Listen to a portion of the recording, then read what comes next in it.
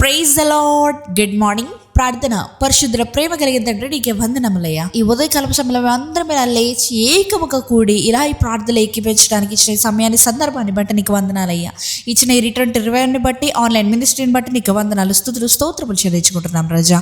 ఇదిగో అయ్యా, ఈ రోజు అంతట్లో మేము చేసే ప్రతి పని పట్ల నీవే తోడుగా ఉండమని అడుగుతున్నామయ్యా. తండ్రి, నీవు మా పట్ల వ్యాజ్యమాడువాడు కదయ్యా. ఈరోజు ఏ తెగులు, ఏ దుష్టుడు కూడా మమ్మల్ని హాని చేయకుండా నీవే మా పట్ల ఉండమని నీ దూతలకు ఆజ్ఞాపించమని అడుగుతున్నామయ్యా. అంతేకాకుండా ప్రభువా, ఎవరెవరైతే న్యూగా బిజినెస్ స్టార్ట్ చేస్తున్నారో, ఎవరైతే న్యూ థింగ్స్, న్యూ బిగినింగ్స్ ఈరోజు చేయబోతున్నారో, ప్రతి ఒక్కరికి నీ హస్తాన్ని దయచేయమని అడుగుతున్నామయ్యా. దేవా, నీ సన్నిధిని దయచేయమని అడుగుతున్నామయ్యా.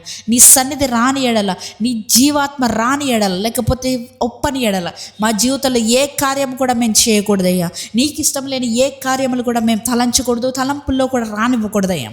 తండ్రి, నీవే కంచె వేసి కాపాడండి. మా మైండ్ని కాపాడండి అయ్యా. మా మనసులను కాపాడండి, దీవించండి. మా మనసులను పవిత్రపరచమని అడుగుతున్నామయ్యా.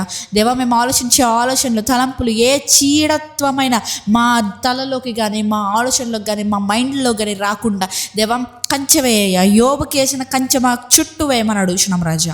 అంతేకాకుండా ప్రభా, ఇదిగో అయ్యా, ఎవరెవరైతే ప్రభా వారి జీవితంలో చేదైన అనుభవాలు ఉన్నాయో, ఈ రోజు మొదలుకొని ఇప్పుడే ఈ ప్రార్థనలో ఏకీభవిస్తుండగానే వారి జీవితంలో క్రొత్త ఆశ్చర్య కార్యములు, ఆనంద కార్యములు వారి జీవితంలో జరుగునుగా కానీ ప్రకటిస్తున్నాను.